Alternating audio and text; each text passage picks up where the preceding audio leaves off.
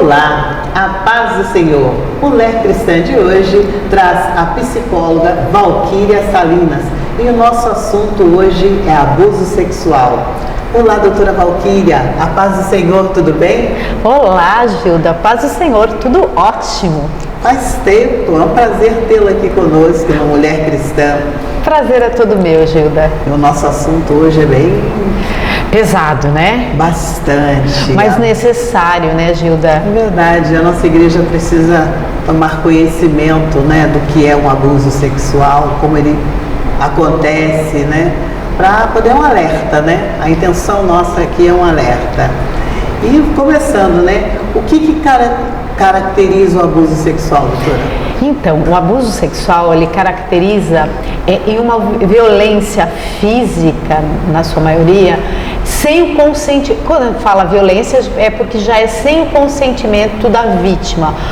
Só que as pessoas pensam, Gilda, que o abuso sexual se dá somente quando ocorre uma penetração. Na verdade, o abuso sexual é mais amplo ainda.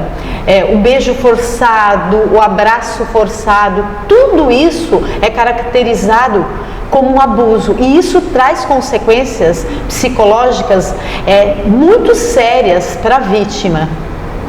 E como que a gente pode identificar o abuso sexual?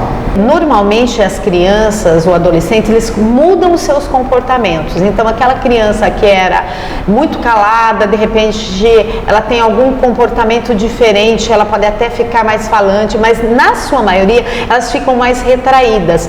Às vezes não quer ir para a escola, às vezes ela chega um adulto, ela começa a fugir daquele espaço onde tem aquele adulto. Essa é uma dica que os pais precisam ficar atentos. Ela começa a ter dor de estômago, ela começa a ter alguns sintomas, dificuldade com a aprendizagem, dor de cabeça. Existem alguns sintomas que mudam esse comportamento dessa criança. Então você tem que ficar atenta, porque uma dor de cabeça pode não ser nada, uma dor de estômago pode ser só uma ansiedade porque tem uma prova ou isso, aquilo, mas pode ter coisas a mais por trás disso. Isso. O abuso sexual é o estupro? O estupro é quando ocorre a penetração, tá?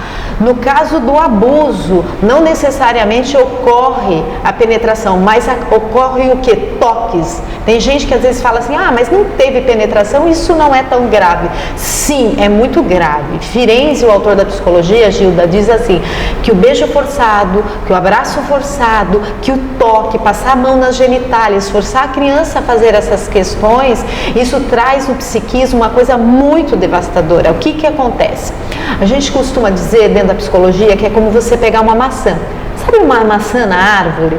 Tem uma maçã lá e você olha aquela maçã, ela tá linda, bonita, vem um passarinho e pica. Só que ela tá na árvore ainda, aquilo se regenera, a casca fica toda brilhosa e aí chega essa maçãzinha lá na tua casa. Quando você corta aquela maçã, dentro daquela maçã existem um monte de coisas pretas, aquela maçã tá toda machucada por dentro. Certo. É isso que acontece na alma de uma criança que sofre o abuso, que ela foi tocada, que ela é obrigada a tocar na genitália de um outro adulto. Então, isso é importante dizer, que forçar essa criança ou esse adolescente, né, a fazer certas coisas, isso vai trazer consequências que isso vai levar para a vida adulta. Até o toque sem penetração já é muito abuso sério. sexual. Gilda, eu atendo no consultório, né, muitos pacientes, e o Senhor vai moldando os nossos caminhos. Quando eu fui fazer psicologia, eu estava no meu 5º ano, eu fui fazer um dos TCCs, eu tinha 3 TCCs individuais, e um deles eu fui fazer sobre depressão, e fiz, terminei. Quando eu cheguei no meio do ano, toda contente, falei, estou com o meu TCC pronto. Aí minha professora chega para mim e fala assim, eu não quero mais que você fale esse tema. O meu TCC é pronto. Eu falei, Jesus, o que é isso, né? E fui fazer pesquisas. As pesquisas não eram tão fáceis, tão acessíveis como hoje. Fui para várias universidades, pesquisei. Ela falou, eu quero que você fale sobre uma das suas pacientes que eu atendia na clínica escola, sobre o abuso sexual. E ali eu fui me especializar. E eu entendi que a questão do abuso, o Senhor queria trabalhar comigo para que eu estivesse preparada. Hoje, nas nossas igrejas, eu trabalho muito com isso, no departamento infantil, dou palestra para líderes, às vezes viajo para o Brasil ensinando como identificar, como ajudar na igreja, né, para ensinar as nossas crianças a não caírem nessa cilada. E tudo isso, né, é algo que a gente precisa estar muito preparado para orientação das nossas crianças. Por exemplo, eu tenho uma pergunta: qual o perfil do agressor? Como é que... É aquele que você não suspeita. Geralmente é uma pessoa agradável, é uma pessoa que está próxima da vítima. O que eu ouço muito? Era o melhor amigo do meu pai. Às vezes é incesto, é pai. Às vezes é o padrasto. Importante dizer madrasta, porque tem abuso lógico que as meninas são as mais atingidas, mas existe um número muito grande de garotos também que sofrem abusos, né? E que isso vem trazer consequências às vezes no casamento. Esses dias eu estava ministrando num local sobre abuso e eu fui falar sobre o cheiro, sobre o que acontece, sobre as sensações, as emoções. Um jovem que já havia sido casado, que tinha uma dificuldade no casamento, hoje ele era divorciado, estava na igreja, ele falou que ele se lembrou do momento do abuso. Então assim, e aí ele entendeu o porquê que o outro casamento lá atrás não havia dado certo, porque trazia uma bagagem de sofrimento, de dores, onde isso prejudicava na vida adulta atual. Então assim, o agressor não deixe seus filhos. Parece ser muito bonzinho. Tenha muita certeza de quem é essa pessoa. Às vezes são avós. É duro dizer isso. Verdade. É chocante. Isso é muito forte, né? Mas é alguém que você não desconfia. Mas sempre a dica que eu dou: ouça a criança. Quando a criança dá sinais, se ela tentar te contar, nunca fale, pare com isso, não invente. É importante ouvir a criança. Que sensação ruim que dá, né? É porque a criança, ela é um ser que ela não sabe se defender, né? E às vezes até adolescentes que são forçadas. Então existe caso, por exemplo, é importante dizer, do estupro, uma mulher casada. Importante dizer isso. Como assim? Mulher, ela é casada. Dentro da psicologia, quando ela é forçada a fazer sexo, existe uma violência física, também se caracteriza o estupro. Não estou dizendo aquela mulher que não quer ter relação sexual, Gilda, né? Que ela precisa trabalhar, ver o porquê que ela não está tendo prazer com o esposo, isso é uma outra coisa. Agora, maridos que violentam, eu já peguei pacientes no consultório que o marido fazia de violência e elas eram até machucadas, infelizmente, dentro do consultório, e esse marido, em nome, eu sou o marido, eu sou casado, mas havia uma violência no ato conjugal por parte dele. Então isso também é um estupro, quando há uma penetração sem o consentimento do outro e forçando, entendeu? Isso tudo cabe denúncia? Cabe, com certeza. E a igreja tem que estar muito preparada para isso. O que eu oriento? Ouça a criança. Mas tome cuidado de não induzir. Você que é líder de departamento infantil, você que é mãe, você que é amiga, que quer ajudar, às vezes a pessoa, pela ansiedade de ajudar a outra, fica: você foi abusado, o tio passou a mão lá, não sei o que, você induz. Teve um caso em São Paulo, numa escola de base, em que essa escola fechou, porque uma criança, através da mãe, a mãe falou assim que o professor tinha passado a mão, nananana, no final a escola era o dono da escola e não havia nada disso, porque a criança também tem uma fase que ela fantasia muito, Gilda. Então isso precisa tomar cuidado. Mas como identificar? Está tendo comportamento, a criança às vezes fica mais quietinha, mais depressiva, ela não está se alimentando direito, ela se esquiva. Você começa a observar e fala: filha, está acontecendo alguma coisa? E você tem que dizer assim: eu sempre disse para o meu filho assim. E para algumas crianças, meus sobrinhos, sobrinhas, eu sempre disse assim: olha, a tia está aqui, a mãe está aqui. Se alguém tentar fazer qualquer coisa, forçar, tocar nas suas partes, nos seus órgãos sexuais, não deixe. Mesmo que seja um amiguinho, não deixe. Você não precisa deixar. Se falar que vai te matar, porque o agressor tem isso, Gilda. De ameaça. Ameaça. O agressor, ele é muito bonzinho, ele compra com brinquedos, às vezes ele seduz, bala, docinho. Porém, num outro momento, quando ele começa a fazer a prática, ele tem uma tendência a ameaçar. Olha, se você não fizer isso, eu te mato. Eu tive um caso de uma paciente certa vez, que essa paciente, ela era cristã, tá? A gente sempre diz assim, muda algumas coisas, mas não muda o fato, né? Só para entender, né? Porque o sigilo é sempre absoluto dentro da psicologia. Essa paciente, ela tinha medo do escuro, tinha psoríasis na pele, e eu comecei a ver que quando o emocional dela, aquelas feridas chegavam a sangrar. Eu olhava para ela, eu sabia como ela estava emocionalmente. E aí eu fui ver a história que ela veio com um encaminhamento de dificuldade de lidar com o filho. O filho tinha 7 para 8 anos. E eu falei, encaminhado pela escola. Aí fui ver a história dela. Qual era essa dificuldade? A história era simplesmente a seguinte: dos 7 aos 14 anos ela foi abusada por um cunhado que se dizia, eu digo assim, se dizia, porque quem é cristão não comete esse tipo de coisa. Sim, tem caráter, tem personalidade cristã, é transformado. Quando a pessoa é transformada por Jesus, isso não existe. E aí esse cunhado que se dizia cristão começou a abusar dela. E ela tentou contar para a mãe e para a mulher do agressor. A mãe e a mulher falaram assim: para de inventar, sua sem vergonha, ainda usou uma palavra bem pejorativa, sua vagabunda. E ela ficou toda assustadinha, e aí o agressor, tá vendo? Agora, se você tentar falar de novo, eu vou te matar. E mato a outra priminha, que vivia com ela, que era uma criancinha de 3 anos. E ela ficou morrendo de medo, morrendo de medo. E ela foi sendo abusada dos 7 aos 14 anos. Por quê?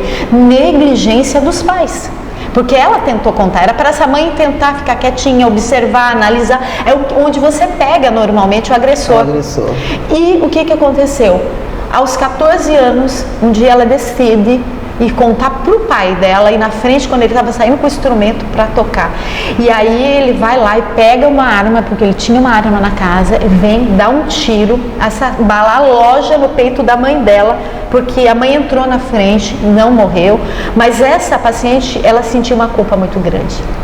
E a questão da culpa é uma coisa que acontece muito, Gilda, porque mesmo não acontecendo essa tragédia que ocorreu, ela se sentiu culpada porque a mãe quase morreu. Mas tem a culpa também, Gilda, é interessante dizer, que a criança, no primeiro momento, o nosso corpo é composto por zonas erógenas. Ao ser tocada, libera uma libido, que é normal do ser humano. No primeiro momento, a criança tem nojo, tem repulsa. No segundo momento, ela pega que meio que a personalidade emprestada do agressor, ela vai até o agressor e ela sente que ela é culpada.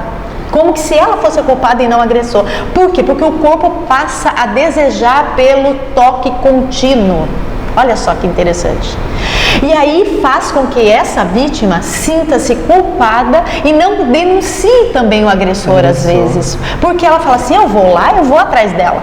Porque o corpo começa a pedir, mesmo com todo aquele conflito. Agora, isso significa que se você foi abusada, minha amada, o rapaz, eu não sei quem está nos assistindo, não significa que você é culpada, você é uma vítima, você foi uma vítima. Mas Jesus quer te libertar e curar a tua alma. Amém. Valquíria, nós vamos fazer um pequeno intervalo e voltamos já já com mais esclarecimento de abuso sexual com você, tá certo? Tá certo. E você continue nos assistindo, porque eu volto em instantes.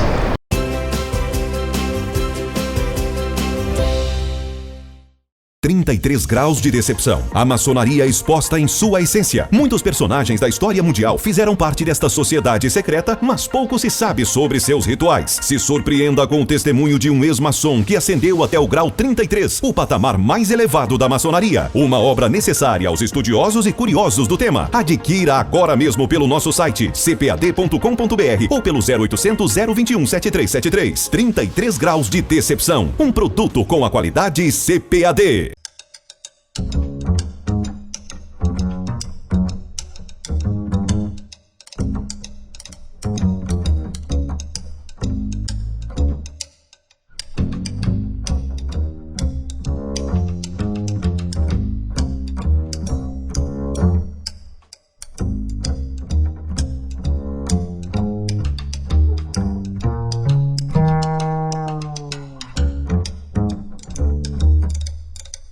Os pentecostais proclamam um Deus que é próximo, um Deus cujo poder pode e deve ser experimentado aqui e agora. Biblicamente embasado, historicamente preciso, teologicamente consistente. Pentecostes. Essa história é a nossa história. De Robert Menzies. Peça já o seu.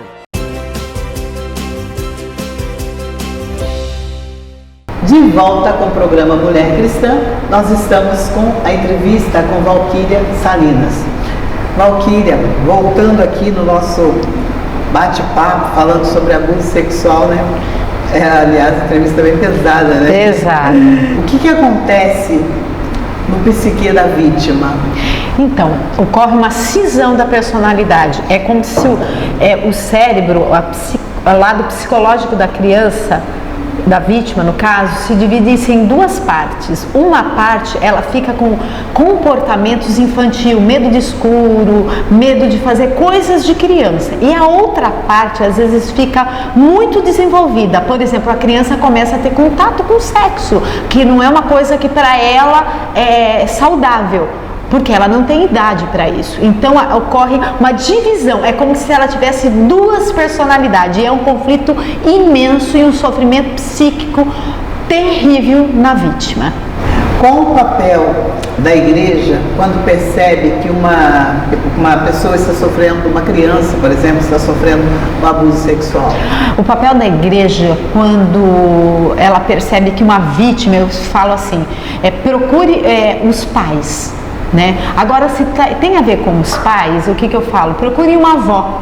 Porque, por exemplo, na igreja nós pegamos um caso assim, que uma moça do departamento infantil, através de uns cultos que nós fomos esclarecendo, ensinando essas crianças a se cuidarem, se protegerem, para o departamento infantil, essa criança veio e contou para a professora do departamento infantil.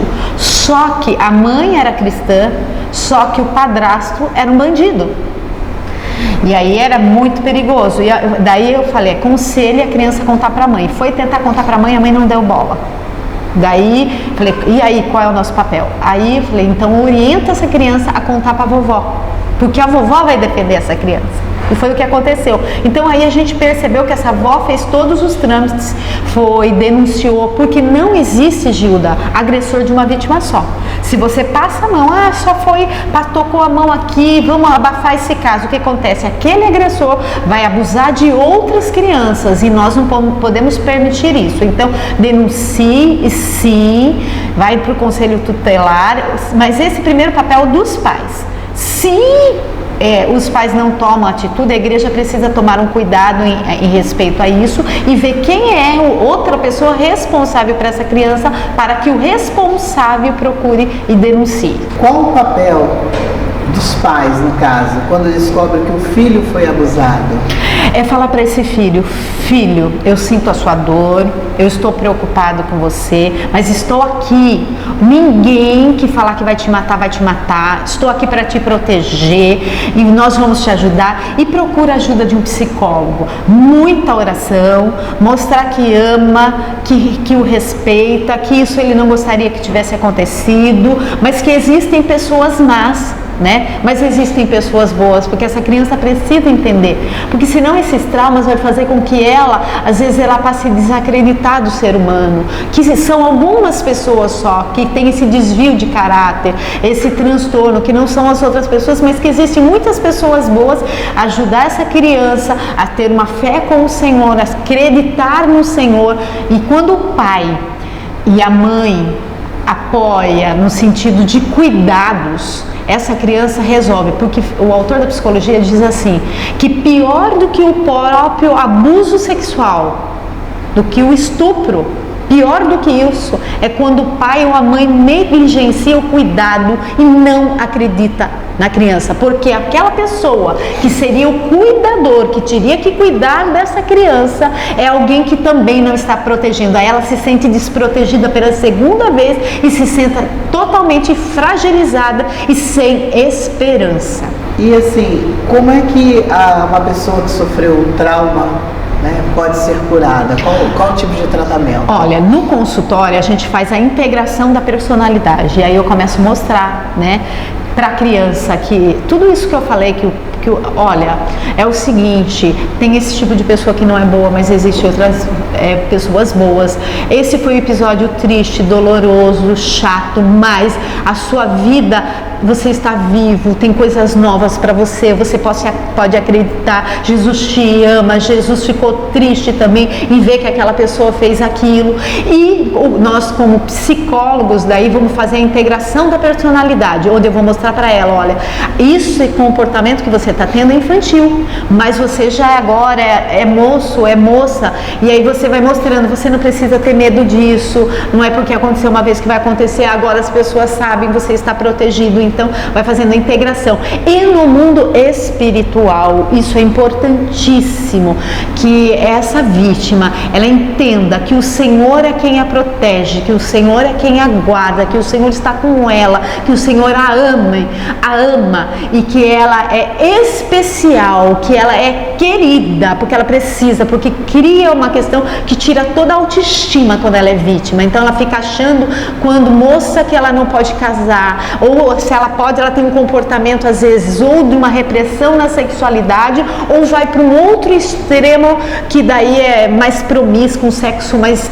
promíscuo. Então assim, mostrar que ela pode ter maturidade, que ela pode ter uma vida normal dali para frente, e ela pode ser feliz, e o Senhor tem novas coisas para a vida dela. E por que os pais, por que as criança e adolescente têm medo de contar para os pais que foi abusado, sofreu um abuso? Primeiro porque elas têm medo por causa da vítima, e o segundo momento porque às vezes não tem um vínculo tão forte com esses pais, tem medo que esse pai vai brigar, fica com medo que além de não ser cuidada e que esse pai ainda vai ficar bravo, como que você deixou, porque existem pais que qualquer fala assim, mas como que você fez isso? Mas se você que deixou, ela tem muito medo de se sentir culpada, e tem a questão também da culpa que ela sente, como ela sente a culpa por ter sido vítima, aquilo que eu expliquei anteriormente, ela fica com medo de contar para os pais. Então assim, como que é importante? É importante que os pais tenham uma linguagem, converse com esse filho e mostre para esse filho, olha, tome cuidado, se alguém for tentar te ameaçar, não deixe, eu sou teu pai, eu sou tua mãe, estou aqui para te proteger.